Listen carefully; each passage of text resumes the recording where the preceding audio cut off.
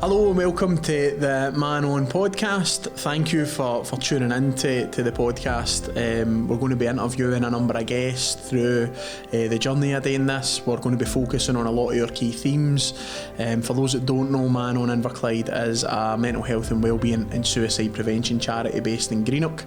So a lot of the themes that we might be talking about might be triggering for some people. And we just want to put a wee disclaimer out at the start. If you are triggered by any of the content of some of your discussions, then please get in touch with us. You can get in touch with us through social media at Man On Inverclyde, but also as well you can get in contact with us through email address support@manoninverclyde.com, and we can guide you to what would be the best sort of contact for yourself to do that. So yeah, thank you for tuning in. Hope you enjoy the podcast.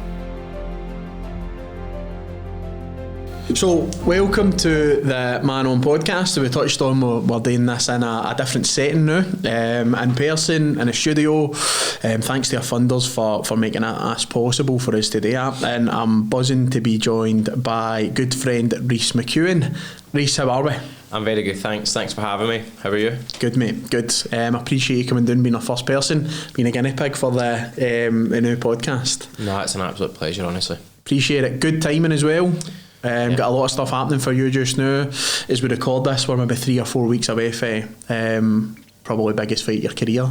Yep, definitely. Biggest fight of my career and best fight of my career as well. I mean, I'm nervous about it. I don't even know how you must be feeling, but I am bricking it for it. But it'll be good, mate. It'll be good. So we'll talk about that later. Obviously, the main point of our podcast, as you know, Reece, is to talk about Man On Inverclyde, to talk about our work within suicide prevention. And we're very lucky and blessed to have you as our young person's ambassador and how busy you've been, so we'll reflect on a bit of that as well. But before we get into all that, we talk about your fight and everything else. How have things been for you over the last wee bit? I know you're getting ready in terms of preparation, but just for yourself, well-being, mental health, how have things been over the last wee period?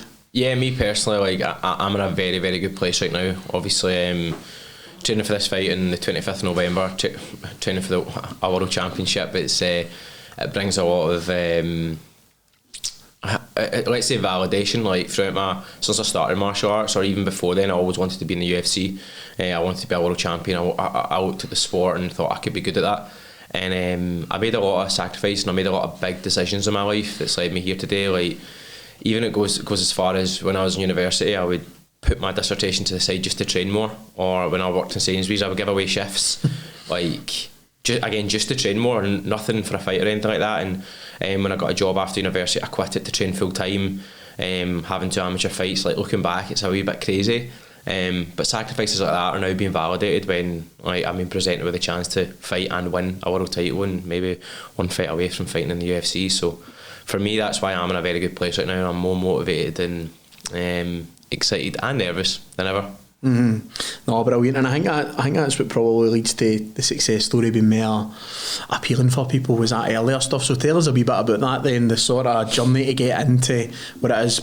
Was it a high school thing that you wanted to be, or did you want to be anything else? When I was in high school, like I probably went through so many different careers like I wanted to. Like maybe I'll see something as small as like watching the bill on TV going, I want to be a police officer. Do you know what I mean? Like having it, or I want to be a footballer, or you would get a good result in modern studies and you're like, I'm going to be a politician. Do you know what I mean? Like you would just attach yourself to any bit of success. But the deep passion for me was, when I think about it now, it was the martial arts, because when I watched the UFC on TV, I said I could do that.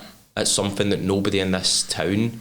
It turns out there was people, but at that time, this is what my mindset was. Mm-hmm. I could be the first person from this town to do this, and I could be good at it, because throughout my whole life I was always the smallest. I was never athletic, I was never strong, I was never the best at anything. Whereas this had weight classes, and I thought I could be myself, and I could be good at this. You're not going to come up against a big massive unit or anything? Yeah, like all my friends played rugby, and I thought, what chance do I have and stuff. and then when I went into university, and I thought my field was like learning and development. That's what my degree specialised in. Right. But it turns out that wasn't my passion. My passion was the martial arts, learning and developing, not in the workplace. Mm-hmm. And I always had this kind of passion for people and psychology and improving. And now it all makes sense, like why all those what I thought was a passion, it turned out to be martial arts. So learning and development, and what would your career look like? What would that you would be today? I would have, when I got a job as a graduate, my job would have been to train people in the workplace. And every time that I apply for a job, they would always say, why is this job, why learning and development? I would say I've got a passion for helping others, because throughout my life I feel like a lot of people have helped me, so I want to express that and help them back. And then when I was in that job was perfect on paper. I worked from home, great opportunities, at the time good money and stuff, and I wasn't happy at all. And I wasn't happy because it was taking time away from training. Of course, mate. And I realised that that's what I thought was my passion and what I was meant to do. It wasn't. And as soon as I started training full time, I realised that yes, I do have a passion for learning, I do have a passion for developing, but it's not in the workplace. It's in the gym and performing in front of hundreds or thousands of people. Yeah, totally.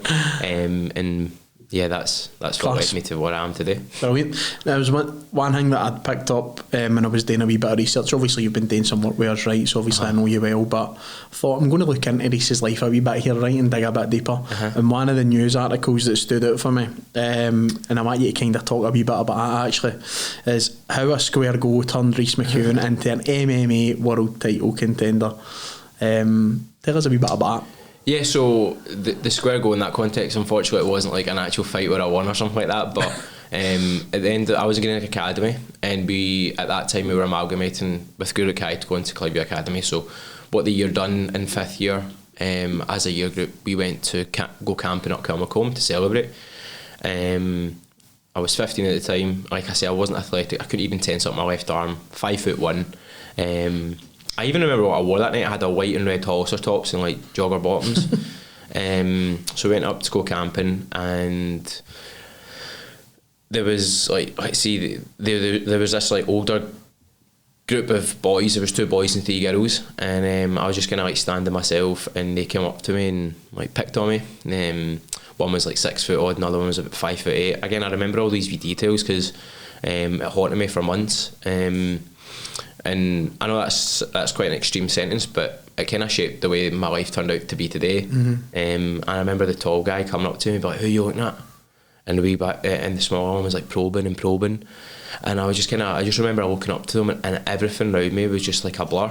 And I remember to my right, I seen like all my group of friends, and I looked at them and I was like trying to scream to be like, "Somebody help me!" Like, I just couldn't speak. Like, I was so petrified of the confrontation that I couldn't say anything. And as they were backing me up, I tripped over like a tree or a twig or something, and I lost my balance. And as that happened, one of my friends came in, rugby tackled him, and they kind of jumped in to save me. And the friend that went in to rugby tackle me grabbed me and was like, "We're getting out of here," and took me away. I had to stay at his house, and the next morning I went home, told my mum like what happened. And I remember my mum saying like she was really upset, like as a mum would be. Like, nothing happened to me that time, but that situation shaped me, because I remember saying that night, I will never let myself get in a position like that in my life again. Not necessarily to physically defend myself, but somebody comes up to me now and be like, "Who are you looking at?" or squaring up to me, I'd be like, whoa, like, at least I'd have the confidence and the courage to say, like, "What's going on? I think you've got the wrong person. Are you just picking at me because I'm the smallest person in this group?" Like, bringing it down to reality, and prevent what happened. So that's how that made me go into MMA, because I said, I'm going to join MMA. I'm going to do that. I'm going to build up some muscle first, because I'm never going to let myself feel so petrified like that, and I need someone else to defend me. If somebody comes up to me, if that friend needs me, I want to be there for them as well. So that's how that shaped my life. Powerful, because I suppose that makes you think about adversity, doesn't it? And a trauma or an incident in life, using that to sort of spearhead what you're going to do now. And that's a really big part, even for us as at Man On Inverclyde. Obviously we do a lot of stuff through lived experience, through the lens of that, and actually using that to move it forward. So for a lot of your young people, I think, who might even listen to this podcast and hearing it, sometimes your kind of darker moments are the ones that can spur you on. And obviously you've done that now and carving out what's looking like a very, very good career in MMA. Yeah, and it's crazy. Like, I don't know what people might think, but maybe when I go into schools, they must think I'm like, I don't know, I'm just going to assume, but when I was in school and I heard of a professional fighter, I would think, oh my goodness, this person's a beast, this person's a monster. Maybe I might be in the cage or whatnot, but at the end of the day, when I was your age, like, I was probably very insecure. I didn't know who I was as a person. I was never good at anything. I never felt accepted. Like, let's just say this, because you're in school, none of the girls pure love me and stuff. Like, all these wee things that you think that are like are amazing. Like at the time it wasn't, and again, imagine being 15 and being so scared that you couldn't even defend yourself. Even the thought of a confrontation would take the words from your mouth, and then you're talking 13 years later you're fighting for a world title. And somebody comes out, and the same person, I remember the same person I walked by in Tesco one time, that 6 foot person, they probably had no idea of this moment in time, but I remember I clocked him. I was training for a fight. I was 2 weeks out from my second kickboxing fight, shattered from training, honestly, just drained. Then walking into Tesco and I spotted him. I'm honestly like a mile away, and no word of a lie, this instant showed me how much I grew as a human being, because I was looking at them now. I was looking at them. I was like literally as they were walking by, I was like, look at me, look back at me, just look back at me and go, who are you looking at? That's all I wanted them to say. Who are you looking at? They had a bag of Doritos in their hands, they were eating the Doritos, leaving Tesco, and I was like, please just look at me. I was pumped up with adrenaline, and I remember saying to Christy about it, my fiancée, and she was like, that was so silly. I said, no, all I wanted them was to say, who are you looking at, and me to go, what's happened? What, are you alright? Like, I just wanted to show myself that I had the confidence to speak. And when I went into Tesco, I had this adrenaline dump, and I just remember, like, no matter what I achieve in my life, I've achieved what I set out to do. I had the confidence there that I wasn't looking for a fight or anything. I wasn't looking for a confrontation. I just wanted them to turn back and say, who you staring at? Because at this time I was staring at them.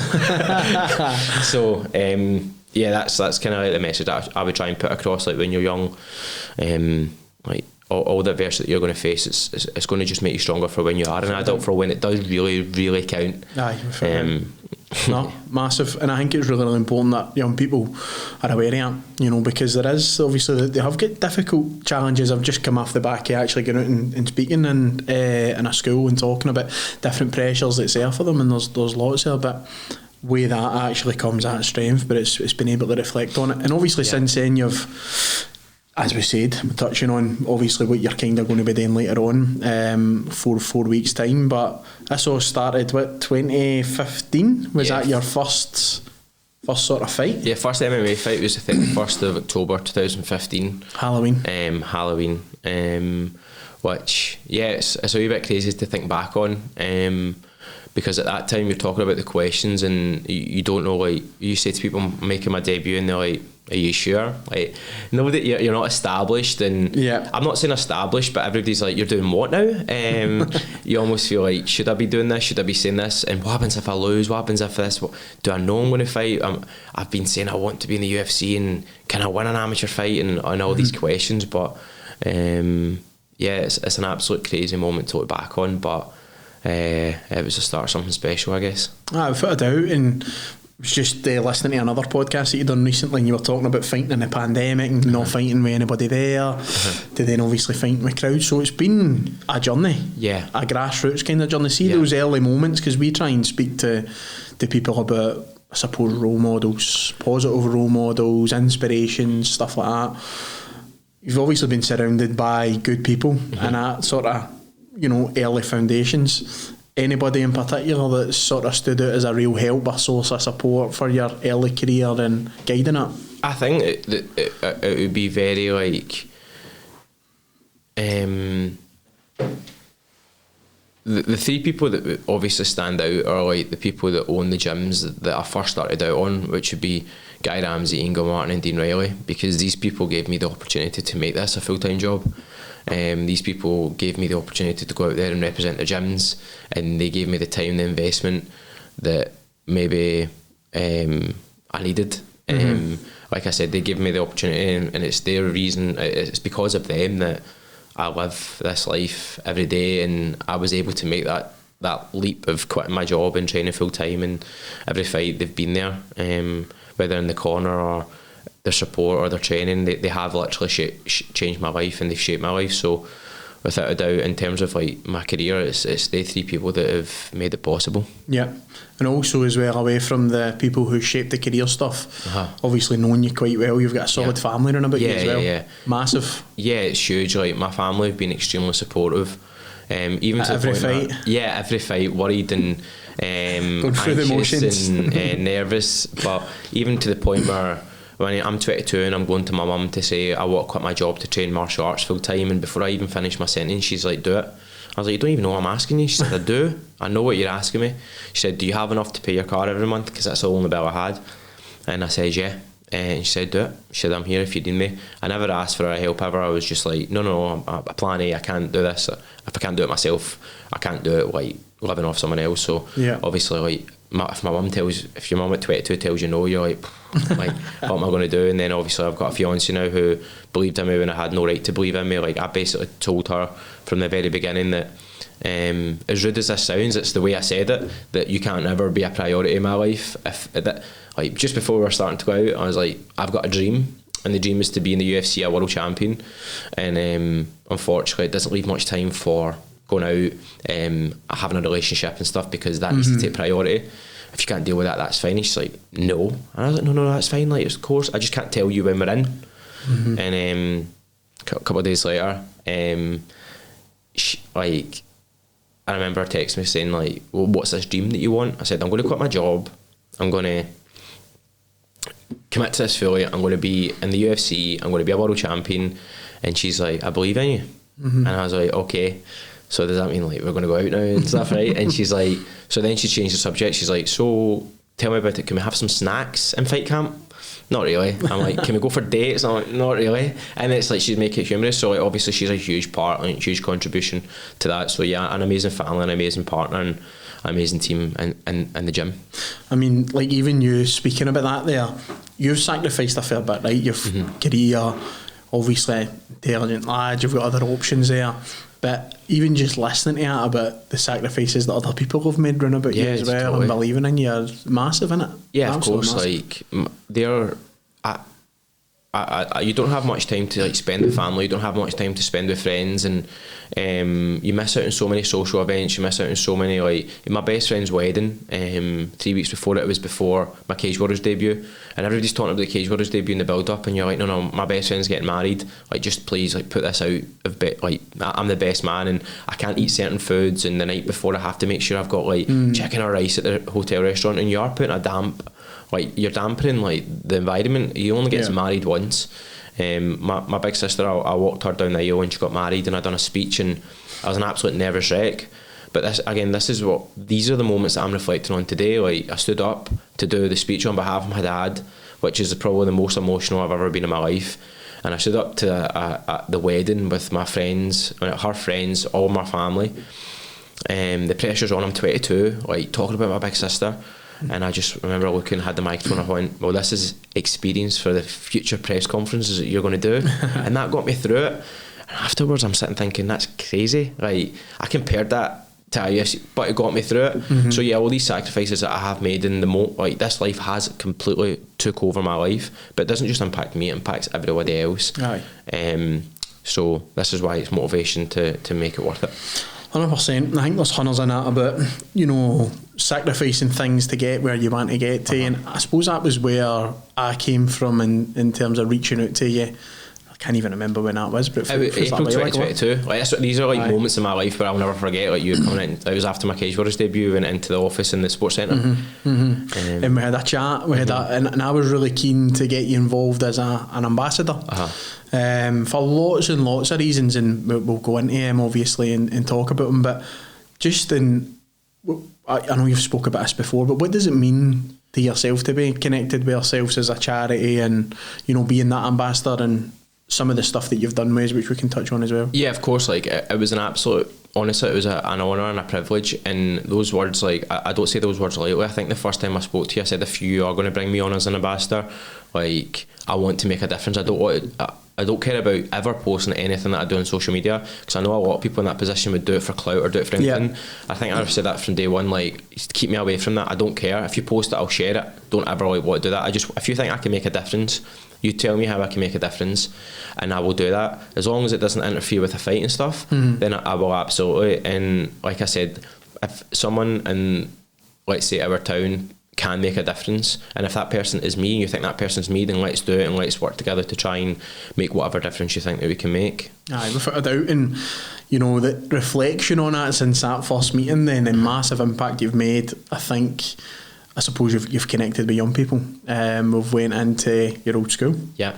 We get involved in some talks with some of the young people. What are the other things that you've been sort of involved with? So like we went into Clive View, we've spoke anytime like Man On's had an event and there's been like a guest speaker. I've had like the privilege to be there. I've been at the Sports Centre a couple of times at football tournaments or Street League. I've done a talk with St Columbus High School up in Kilmacombe a couple of Thursdays ago, and obviously I couldn't do it because I was in Wales, but I made sure that I got a video in just to like try and send a message to whatever I could. And I think we done a course for like teaching martial arts to some of the young people in the services that you had. And for me, I just want to try and like, I'm not going to say me, but I always think like, what would I think if a fighter came and spoke to me as a human, as a high school student? Like, will I try and humanise myself, and I tell them that I give them examples of when I was through a poor time, and how that made me feel, and when people were asking me how I was feeling and how honest and open I was, like somebody would be, how you doing? I'd be like, don't get into it. I've cried so much. My eyes are so sore from crying. If you ask me, I physically can't cry anymore. And how I bounce back from that, and the reason why I talk about that, like that event so much in my life, is because I kept telling everybody how down I was, how upset I was. I wasn't depressed. I was just going through a bad period of my life. I was upset and I just couldn't stop crying. And then my fiance kept saying, why do you keep telling everyone? I said, I'm telling everybody because I'm being honest with them. Because one day I will not be this low, and see the people that I'm telling that I'm down and I'm upset about, I will grow and grow and grow, and see when I've risen to the top of those emotions, I'm going to say to everybody, look, you see me at rock bottom and now you'll see me at the top of the world. And see when I ask you how you're feeling, come on, I was really honest and open with you, so let's expect that back. You're my friend, you're my family, I'm here for you like you've been there for me, and I think that's what's very important. I hope that's a very important message to get across. Aye, without a doubt, mate, because there's that whole culture about, that's what we talk about all the time, you know, how are you getting on? I'm fine. I'm alright. You know, and that's the one thing that we try and speak to young people about. And also for a lot of what we talk about, toxic masculinity, healthy masculinity, positive masculinity, trying to get young people to connect with emotions and talk about it. So hearing that yourself, you can be in moments where, you know, you're upset, and young people hearing that, it gives them permission to actually be alright, because they're going to have moments like that. Of course. And what we know about the work that we do, why, you know, so many adults, young people, are completing suicide, and some 75% or so suicides are males, is because a lot of people are suppressing a lot of that stuff. They're not having that permission to talk about their feelings freely.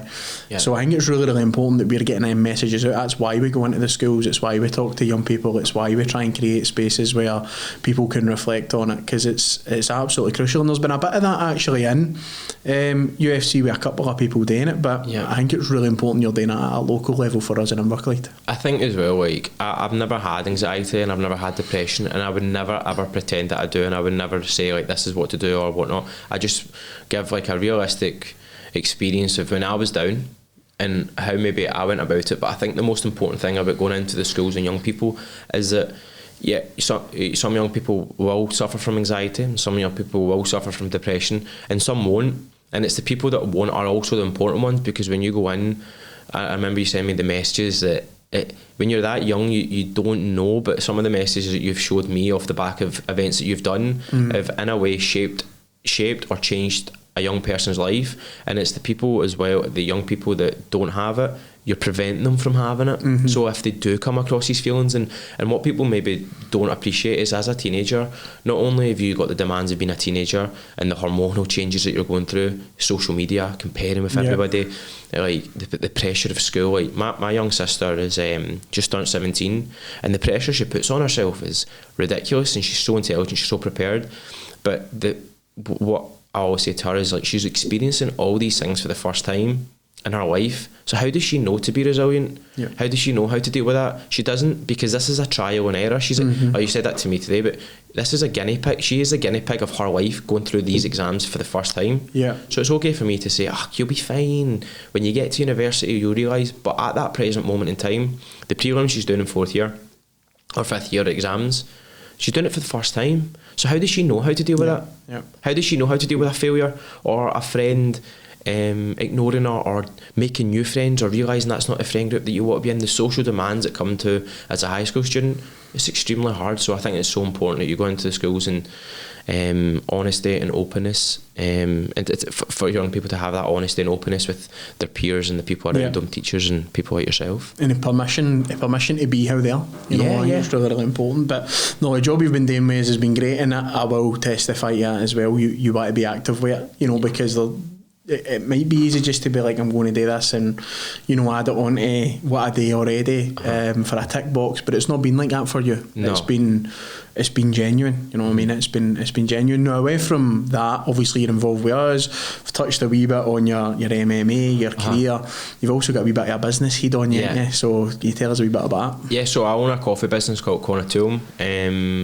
Again, funny story, like we're reflecting on that back, like the pandemic happened, my career got put to a halt, just got made my professional debut and thought, here we go, we're on a runner here, and then the pandemic hit 3 weeks after my pro debut. So a few months into the pandemic, I got in touch with one of my sponsors, Grant, who owns a digital marketing company, Boyd Digital, and I just asked him, like, what do I do here? Like, it's illegal for me to train.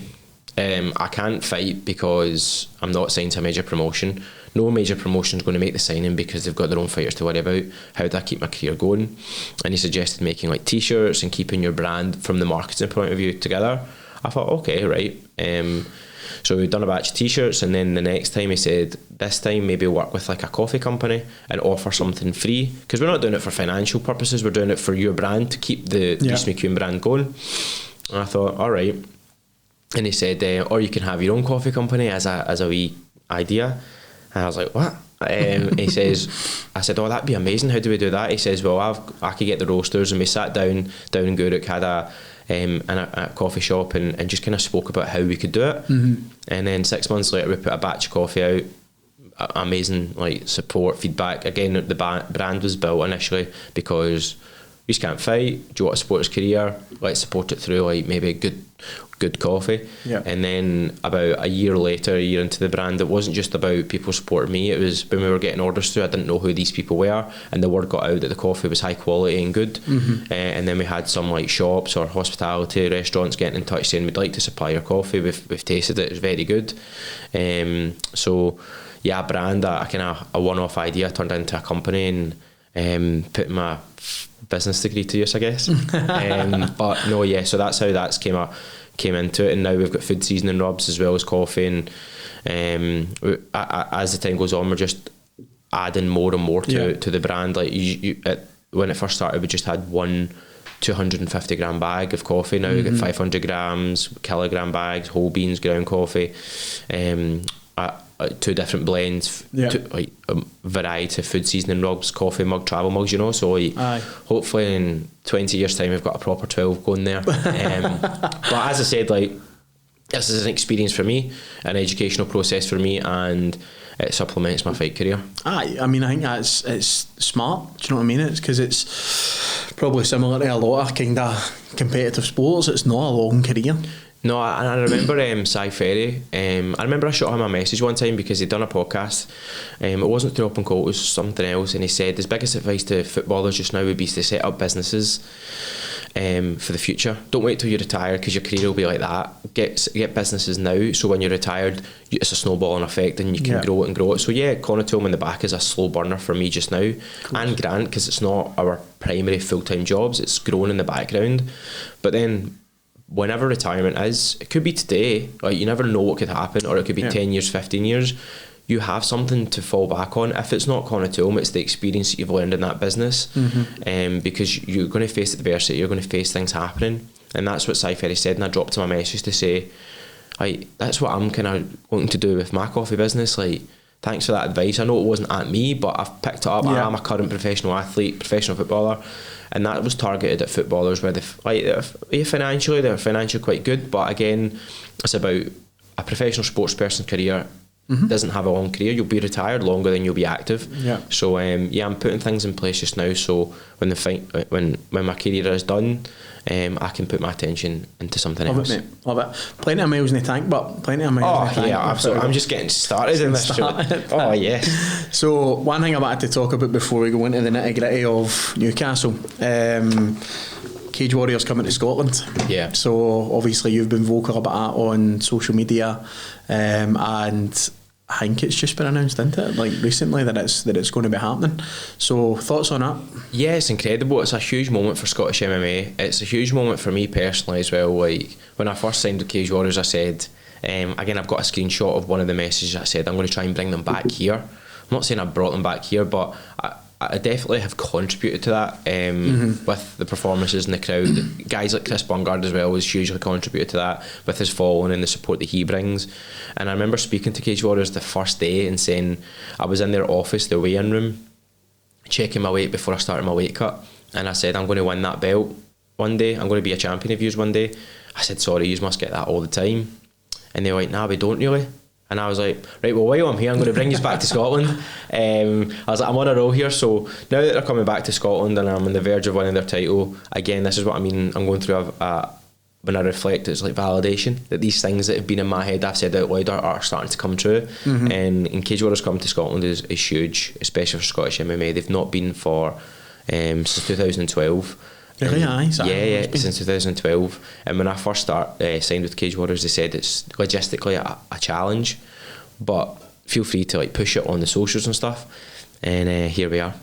Brilliant, man. No, I can't wait for it. I mean, just speaking for events that I've attended for you so far, obviously the last one I went to, it wasn't ended up your fight obviously with injury, but the section that we were in and the section next to it was just all Scottish people. It's crazy because obviously there was, I think Chris's family were in the same area as well, and it was literally, I don't know how many people, but it was full of Scottish people, and you're like, wow. Because I never thought then, and they looked at this ticket sold, but I actually knew how many people still went, and I basically, the people that went despite me not fighting was more than some fighters on that card even sold a ticket. And I'm like, do you know, you realise what people need to go through just to get to a fight?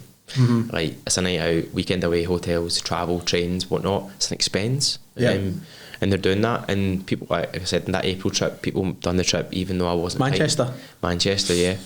So we took over Manchester, never taken over Newcastle. Definitely. So just on that Manchester trip, right, obviously we went down, it's great. There was a few kind of bumps in the road for the other people coming down from Scotland though, weren't there? Yeah, like honestly, the bus that was heading down set on fire an hour and a half into the journey. And it was like, it wasn't just a wee fire. No, it was like full motorway shut down, wasn't it? Yeah, when I heard the story, it was like, we can smell smoke, and it was like, get off the bus, and then the bus was in flames and the videos, and I'm just like, imagine I was fighting.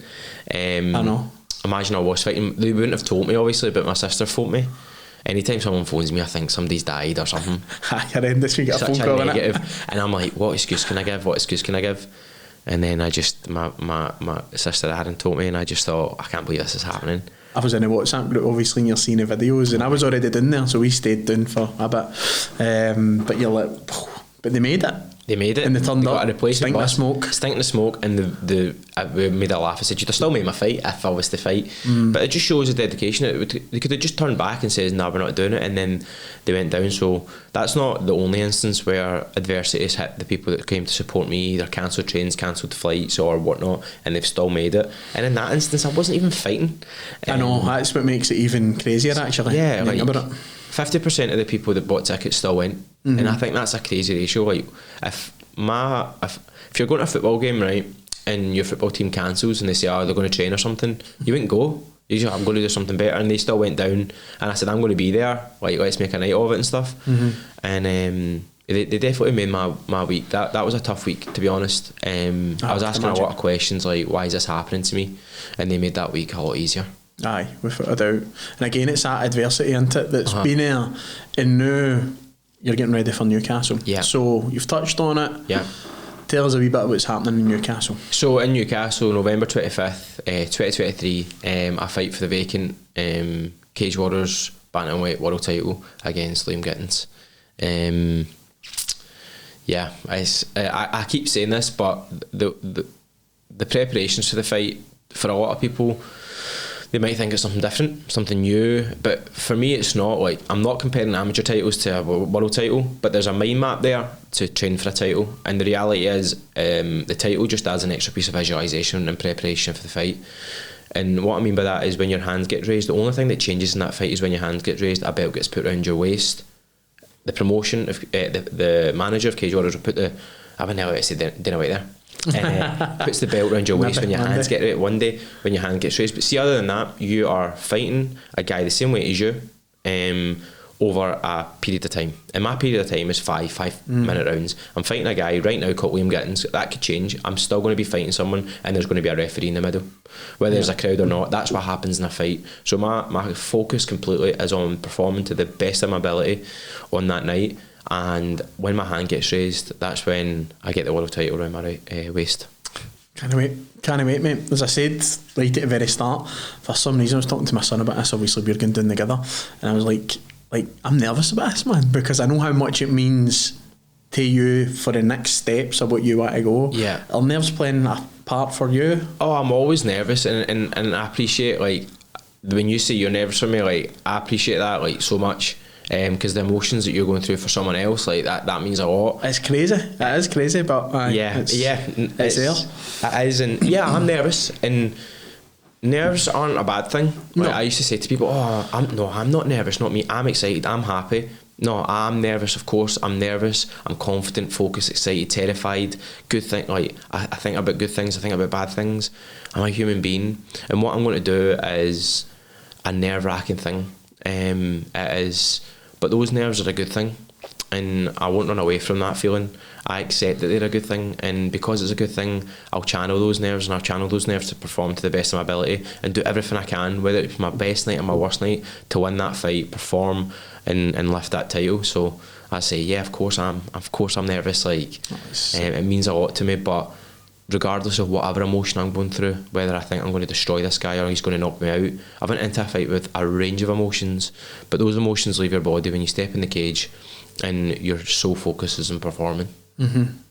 Brilliant. No, I think it's going to be an amazing night. We'll talk about your fans in a minute, because there's obviously a squad and squads going down in trains, planes, automobiles, whatever that they're doing. But the actual fight itself, anybody that's followed you closely over the last sort of 12 to 18 months, if we were talking about a title, we're probably expecting you to be going up against Nathan Fletcher, who obviously Scouse lad, done brilliant as well. He's had opportunities maybe when you had pulled out, he was into your fight as well, and that was kind of getting built into it as the fight. Yeah. What happened with that? Do you know much about how that's ended up not coming? I know we got an injury. Yeah, well, first and foremost, like I've always said, the opponent doesn't matter. And what I mean by that is, like, when I first set out to do MMA, I never thought I'm going to beat this person, that's my goal. Because see, when you do beat that person, like, what happens next? Have you achieved everything? And when I signed to Cage Warriors, I never looked and thought, I just thought whoever's the champ at the time, that's who I'm coming for. And before I signed to Cage Warriors, I watched Dominic Wooden fight Nathan Fletcher for the vacant belt November 2021, and I picked up my first loss just before that fight. And I remember watching that fight going, I can't believe I've just lost in this local circuit and they're fighting, I could win that belt. How crazy is that to think about that? But then I got signed to the promotion, and when I got signed to the promotion, the narrative of every fight for me was, this is my step to gold, a step towards Cage Warriors Gold. They always ask you to put a comment for the fight, and watch every comment, watch every interview. I said, I'm coming for that belt. Don't care who it is, I'm coming for it. And 2 weeks before my debut, I will get to Nathan in a moment, but 2 weeks before my debut, I messaged my manager and said, after I beat Sam Spencer, I want Kingsley Crawford on the 22nd of July.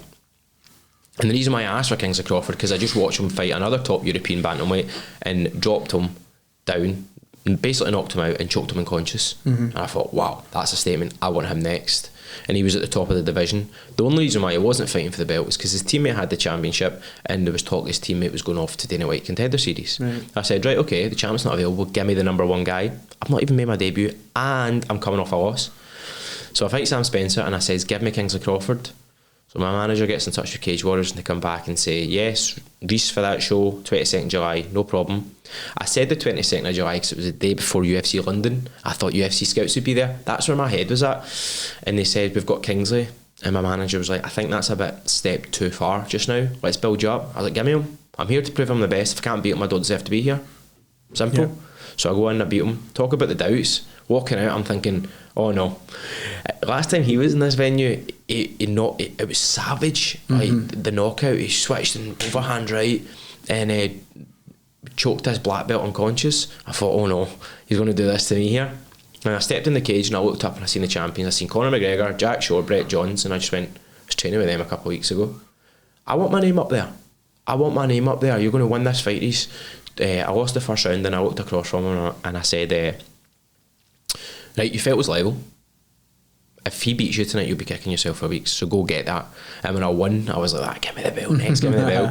And that's when I was calling for an interim title fight against Nathan or the title against the challenger, the champion at the time. When I had a conversation, manager, coaches, Cage Warriors, they told me to put the brakes on a wee bit and slow things down. 2 more fights, 1 or 2 more fights and then the title. And I thought, okay, I'll calm down a wee bit. I'll put the brakes on. I had my 2 more fights and I was like, right, give me the belt. When on the 1st of July, I says, I don't care who, it's what. And I know that's to talk, but I said, don't care if it's the champ, the current champ, I don't care who, the current champ, the vacant. Just give me the title shot next. I knew from the 1st of July I was on the 25th of November.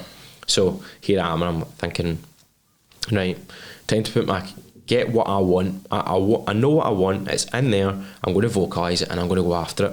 You don't get anything handed to you in this sport. So here we are, I'm going to go in the DMs. So I messaged the current champ at the time saying, what's happening with you? Are you signing to the UFC? Are you defending? And he's like, well, I don't know yet. I said, which was Caelan Loughran, right? Yep. So I said, yeah, I think he was like, not sure. I said, cool, like, fair enough. You're more than right to sit out. It's your shot. You're the champ. You call the shots. And if you defend, it's probably going to be an Irish soil, right? I'm booked to Newcastle. So at that point I'm thinking I probably won't get a title fight next because he might hold out. I'm not sure what's happening. And I accepted that, let's think of the long-term goal. If I can't get a title fight, let's push for an interim title fight. So I messaged Nathan Fletcher and say, right, me, you, Newcastle. If the champ's not going to defend, again, I understand that. So why don't me and you fight for an interim belt? While to stop him running the division. And I remember him saying like, sounds good, lad, but November's a bit far away. I would like to stay active. I said, look, again, completely understanding. November is a long time away, but that's the show I'm booked on. They're coming to Newcastle. I will sell hundreds of tickets. I think at the time I already sold like 60. This was in the middle of July, by the way. And he said, but if a belt's on the line, I'll wait. I said, okay, right, I know Caelan's, I know Nathan's situation. Right, I've tried. Boom, Caelan Loughran signed to the UFC and I'm like on the social straight away. It went crazy, didn't it, when he signed everybody messaging you? And Chrissy's like, whoa, calm down. I'm like, no, brakes are off, let's go. And I said, this is not the time for staying calm. So I messaged straight away, Nathan, right, me and you for the belt. He's like, why wait that long? And I'm like, what? What do you mean why wait that long? You just told me the last message that you would wait if now it's got to be me and you. It has to be me and you. So then I'm like, right, what's going on? And I was told a couple of weeks later, like, right, you will fight for the belt if Nathan wins his next fight. And I'm like, right, fine, cool. He wants to stay active. Anything could happen though. You could get cut, you could get injured. Again, slide into the DMs again. Good luck for September. Just don't get injured. And I don't wish that on anyone. I was just like, but I was just like, frustrated. So then obviously a few days out from the fight I was planning to go down to Manchester to like build my title fight. That's what I kept saying, I'm going down to build my title fight, not against anyone else. And unfortunately he had an injury. But life goes on, the division goes on. This is not like anyone else. This is my division, like this is my belt, and I'm not waiting around for anyone. That's why I was going in the DMs looking for Reece McEwan, looking for a fight. And that's why I was doing that. I just know what I want, right? And I'm gonna go after it. And now I've got Liam Gittins, an absolute game opponent. He comes from the same gym as Nathan. Comes from a good gym. He's fought on a couple of cards you've been on because I've seen him and he's fought in Cage Warriors 146. He fought Rory Evans when he trains in Wales. And again, nice guy, talented guy, great to fight. A lot of respect for him. We've got an opponent in Crawford. In common, I beat Kingsley Crawford beat him, right. So like he's always improving, so that's a great challenge. He's on a 4-fight win streak. He's a guy that you want to win a world title over. I've got an opponent. When that text came through saying you're fighting Liam Gittins for the title, I was like, yes, No more frustration. I have confirmation. I am fighting for the title. I have my opponent. Boom, sorted. Long story, but that's been the story since the 1st of July, and I don't care who. I said I'll fight anyone. There's an opponent called Wilson Hayes. I'm so glad I'm not fighting him because he's an absolute beast. But I said if it's for a title, I'll fight him. I don't care as long as it's for a title. And now we've got the who, we've got the what. November 25th, we're coming after it. Can't wait, mate. Absolutely can't wait. So, along with myself and a couple of other people that's going down with me, there's a full squad of people going down. I had a random conversation with somebody totally not linked to Man On or anything, and they're like, what train are you getting on to get down to see Reece? So obviously there's a squad either going via Edinburgh down to Newcastle, Carlisle down to Newcastle, so Glasgow Central Station on a Saturday morning. Some are going down to Friday, don't they, staying for the weekend. There's going to be a fair amount of people with your t-shirt on or going down to see you. I know the type of boy that you are, but I know you'll not take any of it for granted, but how does that feel like it's all kind of coming together at that moment? You've got everybody like buzzing off of WhatsApp groups, you've got young people coming down to see you with your t-shirt on. Like, how does that feel for what I would class just, and when I describe you, I'm just like, it's just a normal lad for Inverclyde? Like, the first and foremost, it makes me very proud, and I don't mean to like say this in a big head way, but maybe you go into anywhere in Greenock and people like the other day I went to JD and somebody's like, you're the guy that I've noticed you on TV and stuff, and I'm like, thanks. And I'll never take moments like that for granted. Like, if you're on a night out, people wish you well, or you're in a shop, people wish you well. Messages you get, you can't reply to everybody, and I appreciate that, but I will never take that for granted, because one day I'm not saying I won't get that anymore, I don't do it for that, but one day this will all be away, and you never look back and go, oh, I wish I had that moment again. I always like take that in. So it makes me very proud that people are willing to come in. I always think they're bamming me up when they say like, oh, I want to come and support you, or oh, you're such a nice guy, and I'm like, is there a jibe here or something? Like, I'm just, honestly, every day I'm just trying to be the best version of myself possible. And we talk about when I was young and I was a teenager, I didn't really know who I was I was trying to be a fake version of everyone else. Nice. And what I mean by that is, I would see somebody be funny, I want to be like that. No, I want to be like that now. And I just realised through martial arts, probably like, I just need to be the best version of myself every single day, and that's what I try and do. And if people like it, fantastic, I'm so glad. And if you don't like it, well, tough. Like, I don't really care, because I am who I am, and I'll never change for anyone. And secondly, on the support, it will fuel me and it will motivate me, and I will visualise the crowd going crazy and ups and downs, and the crowd going mental, and maybe the fight's not going my way and the crowd being very silent. I visualise all these things, and it does fuel me, it does motivate me. But the most important thing is, on the 25th of November, I'm going to perform and going to win that title, and everything else is irrelevant. And I mean that in the nicest way possible. I'm not going in that fight thinking this is amazing, this crowd. I'll shut it off. Aye. Because for that moment, if you think about it, I have to. And when I go to a football game now, or I go to a concert, I watch the artist and how they perform in front of that crowd, whether it's 50,000 people supporting them or booing them, or it's like Kevin Bridges at the Hydro or Lewis Capaldi or what. I watch these artists and I think, how do they perform in front of this crowd, and how are they doing it? They're not going around like thank. They're performing and putting on a show for everyone, and that's what I intend to do. Anyone who's getting a ticket for the 25th of November, my service to you is I'm going to put on a show, put my skills on show for you, and lift that belt for me and for us and for everybody that's came to support. Brilliant. And I know everybody in Inverclyde will be rooting behind you. And just when you touched on it, we touched a wee bit on the sort of pandemic stuff, talking about sport and playing in front of a crowd. What's the difference between not having anybody, you know, when you've just got that sole person clapping or whatever after you, and you've got that sort of, because I've seen you go up on a cage, you know what I mean, you kind of lose it, don't you? Yeah, you just, the moment just takes over you.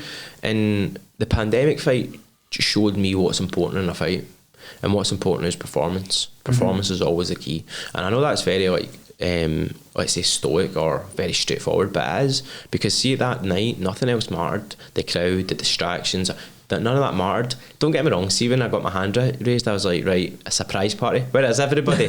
Because I wasn't in the zone anymore. But this is what I mean. The fight after that was in the same venue, in a question centre, and I fought an opponent not very good, because I had to take it on like a day's notice, a change of opponent, And I remember sitting on top of that canvas, and I took the whole moment in, and I said, this will be the last time I fight in Scotland for a long time. And that was August 2021, and it was the last time I fought in Scotland for a long time. Sunrise for then. And now here we are. I've sold more tickets for this event than any event before, but that fight in that pandemic taught me what's the most important in that night. Of course, and to shut off your again, I was on the phone like to the promoter saying your pay-per-view's broke, and he's like, why are you on your phone? You're fighting in like an hour and a half. And I was like, yeah, good point. And I used to go and see like my mum or my family or Christy like an hour and a half before, or just is the last thing I done before I warmed up. Yeah.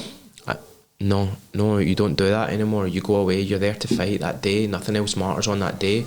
The only thing that matters is those, for me now, the 25 minutes in that cage. Celebrate after. There's loads of time. And if you don't win, like, those people will still be there. When I had that staph infection in April, the amount of people that messaged me being like, phone me, like, are you okay? No, don't care about the fight, but are you okay? And I was like, I've got special people here, so when I lose, they actually care about Reece McEwan, the human being. Of course. And so I can take a lot of like comfort in that no matter what happens, these people aren't hanging on to success. They're for whatever reason behind me, and like I said, I use that to fuel me and motivate me. Brilliant. Sounds like you're ready. Oh yeah, absolutely. Honestly, I'm in a very good place right now. I've got, every day I ask myself like, what would a world champion do? And I always and I say that, like, how would a world champion conduct himself in the recovery? They are even doing this interview or anything, like, what would a world champion do in training and stuff? So by the time it comes to that, I keep saying I'm the champion, I'm defending my belt. That belt is mine. And when it comes to that fight night, when I walk into that cage, I just ask myself, like, you've conducted yourself in a world championship manner over the last X amount of time. I copied that from Dan Carter. He would always say, like, what would an all black great do? And now, what would a world champion do? That's what I ask myself. Yeah. So when it comes to that title fight on that night, I go, I've conducted myself in that manner. I can't not leave here as a world champion because I'm conducting myself in that manner. So that's where my head's at right now. Good, mate. Now, a couple of weeks' time, this podcast will probably go out. So you'll then have maybe, say, 2 weeks, 1 week to go. What's your preparation for that? I'd imagine you've already touched on it, but you're probably not going to do much different. But what does it look like for you? What does life look like for you with sort of a week to go, if you like? Oh, a week to go. My mind's absolutely gone. Like, in terms of like being obsessed in the sport, like every spare minute you're thinking about your opponent, visualising, and the last couple of weeks and the lead up to the fight are just sharpening up weeks, refining all the wee flaws. And I would say that you are improving, but you're not exactly going to like start changing things. It's very monotonous at that point. You've had the same schedule for the last 6 to 8 weeks. Your weight's coming down, and in fight week you're just focused on cutting the last maybe 10% of your body weight. What's that like? What's that like for you to do that? Because I know you've done a video recently around actually weight and yeah, it's crazy. Feels. Like, I always joke, and you see the last couple of weeks, Chris, how's your weight? I was like, yeah, great, just to 20 pounds to go. Like, just laughing. But yeah, so like fight week, like on average you'll maybe do like 9-10% of your body weight, but you do that, and that's not fight week's like 5 days before the fight. But that's where those few days are actually is hard and low energy, that you have little energy, obviously, because you don't have much carbohydrates or sodium or salt in your body. You're manipulating I've got a full-time nutritionist, and again, it's a decision I made in 2021 when the second pandemic kind of hit. I said, right, I'm going to put all these things in place now, so when I get signed to the big league, I just supplement and add on. So it's an education process for me. So in terms of fight week, again, maybe you go into fight week, like, let's say at the max 10% over your body weight. So you lose like 5% through like manipulating water, eating certain foods, reducing sodium, reducing carbohydrates, and essentially like slowly dehydrating your body. So in the last 24 hours before the weigh-ins, you start aggressively taking the rest of that water out of your body through like hot baths, and you can do saunas and stuff. You're not done in, absolutely. Honestly, like that, it is hard. Like, see, the only way I can describe those last few days is you just can't be bothered doing anything. Like, say somebody's like, can you go and like drive to the shops? You're like, can't be bothered. Like, you just don't have. You're just. It's not even like an edge thing. You're just like, and it's like. You're just like moody, a wee bit crab and stuff like you, but Hungry, aren't you? You're not even hungry, because it's not a hunger thing. Like you are eating, like, see, in terms of your calories, you're eating your baseline, what you should be. It's just you're basically taking all the glycogen and water away from your muscles temporarily, and then in the 24 hours beforehand, then you start like the proper dehydration process, where you temporarily dehydrate yourself to refuel back up to a good strong weight. But see, at that point, honestly, see, like the last 24 hours, you're like, well, I'm here. Aye. That's it. Like, see, the night before, those 24 hours are just on, I need to lose like 5% of my body weight, and that's it. And I split that between the night before and the morning of. And as soon as that, honestly, as soon as you start rehydrating, refueling, you feel like Superman. You can actually feel it. It's like, and you're like, whoa, I can go. And it's a crazy thing, but I love the sacrifice and I love the dedication that it takes. Definitely. So that's where you're going to be at. There's a lot of focus around it. Social media will be pinging off, obviously, title fight. Do you sort of tune out for a lot of noise there as well in the week? And that's been a learning curve for me. Like, I used to always say, someone said to me years ago, you're not going to be able to reply to everybody. And I was like, nonsense. I always will. I'll always stay up late after a fight and thank everybody.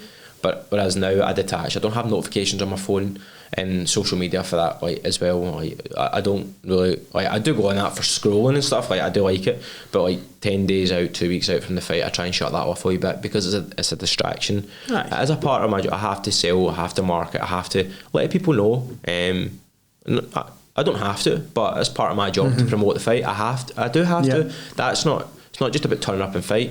I have to keep these people posted. If somebody pays 50, 60, 70, 80 or 90 pound for a ticket, you best believe I'm going to keep them updated, because it's a lot of money, and I need to sell the fight. So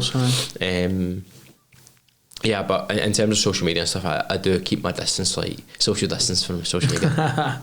So obviously the rest of the card, I think, looks class as well. Oh yeah. It's going to be a good night. Yep. In terms of the fans that are going down, they're going to be in for a treat regardless, but what would be your kind of final message to them if they're maybe watching this? We've got a week or so to go. Final message to people coming down. First and foremost, in Cage Warriors, there's going to be, right now, there's 3 confirmed title fights, right? Every time you go to a Cage Warriors card, you'll always watch a future UFC fighter or a future world champion. Like, there was one day where somebody went to a Cage Warriors event where Conor McGregor was there, and that's a wee bit nuts to think. And this might be my last fight in Cage Warriors. It might not be, but I tell you what, the people who are coming to watch, you'll watch the first Scottish person to lift a bantamweight world title. Nobody in Scotland's ever done that before in this weight division. Nobody in Scotland's ever signed to the UFC before, and certainly nobody from Inverclyde's ever done that. Like, and I mean that in the most respectful way possible. Like, when I first started, I always wanted to be different. I wanted to create a legacy. I wanted to be the first MMA fighter to do stuff, and this fight is my chance to do that. But again, that's not the narrative going into the fight. The narrative going into the fight is a fight. I'm going to perform to the best of my ability. But the people coming to watch, thank you for your support.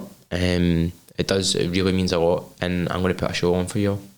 Can't wait. And for anybody that's listening into this, that's been inspired for what you're saying, whether it's been your struggles for, when you were younger, your motivation for doing it, your hard work, your grit, your determination. Maybe they're thinking about getting involved in this world MMA, picking stuff up, they're interested in it. What would be your message be for maybe a young person that's listening in? For a young person, I don't know, however, like, joining something new requires a lot of, it has a lot of anxiety around it. There's a lot of newness.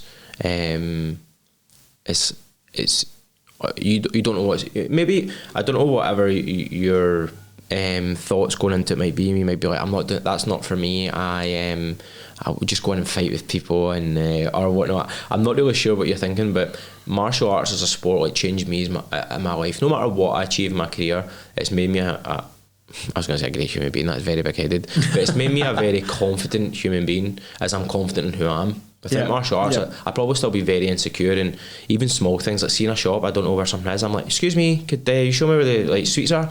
Like, because I'm like, what's the worst that can happen? Like, seeing a fight, the worst that happens, I get knocked spark out in front of all my friends and family, and a lot of people are upset.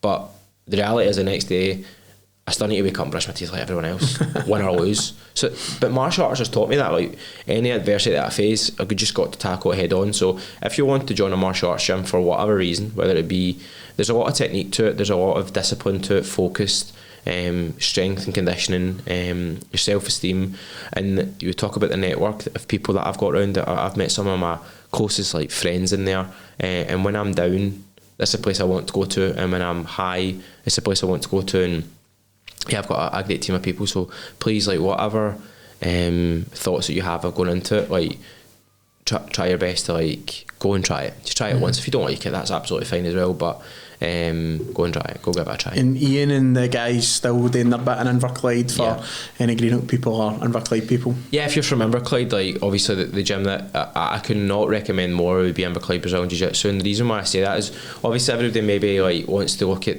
the best gym. Technically, yes, it is. Of course it is. Like, we just had people competing in the European Championships a couple of weeks ago, World Championships, me fighting for a world title, other MMA fighters. Like, if you want to be a great mixed martial artist, that is the place to go. But see, beyond that, more people train for fun and leisure than that.